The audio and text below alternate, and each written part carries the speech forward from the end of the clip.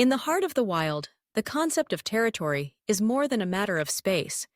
It's a delicate balance of survival, sustenance, and legacy. Nowhere is this more evident than in the world of tigers, where the land they roam is fiercely contested, yet subtly shared. Among these magnificent predators, the rules of territorial overlap reveal a fascinating story, especially when it comes to the differences between male and female tigers. A female tiger's territory is not just her own domain, it is also a sanctuary for her cubs. She carves out an area large enough to provide for her young, ensuring a steady supply of prey and safe resting spots. Unlike their male counterparts, female tigers tolerate a certain degree of overlap within their boundaries. This overlap is most apparent when it involves their offspring. As the cubs grow and begin to explore, they are allowed to roam within the fringes of their mother's territory. This overlap is a vital part of their learning process, granting them a protected space to hone their hunting skills, avoid danger, and gradually gain independence. This maternal tolerance is not unlimited, however. As cubs mature and reach adolescence, the time comes for them to establish their own territories. Young females may stake out new zones that partially overlap with their mother's land, creating a patchwork of related tigers whose ranges touch and sometimes intertwine. This flexible approach to territory helps maintain the stability of the local tiger population. For young males, though, the journey is much more perilous. Once they are old enough, they must venture far beyond their mother's range, seeking unclaimed ground where they can begin their own life.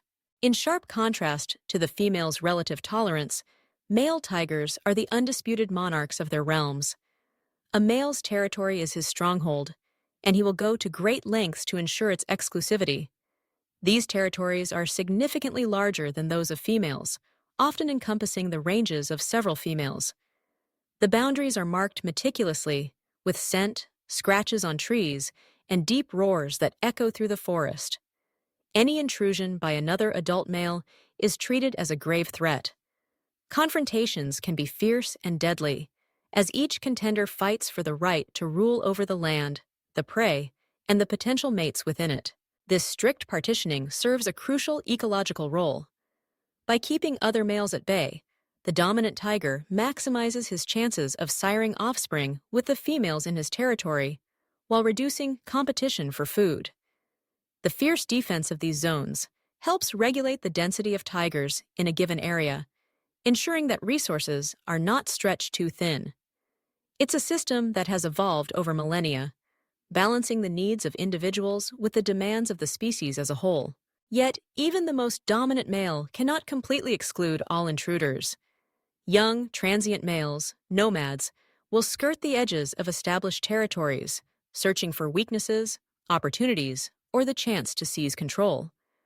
These periods of flux can lead to dramatic changes in the hierarchy, as one generation gives way to the next. The interplay between exclusivity and overlap, between tolerance and aggression, shapes every aspect of a tiger's life. It affects where they hunt, how they raise their young, and even how they interact with their own kind. Understanding these territorial nuances is key to protecting these majestic animals and the fragile ecosystems they inhabit. In the wild, nothing is truly static. Territories shift, cubs grow, and new rulers rise. Through it all, the patterns of territorial overlap and defense weave together the story of the tiger, an enduring tale of power, protection, and survival in the world's wild places.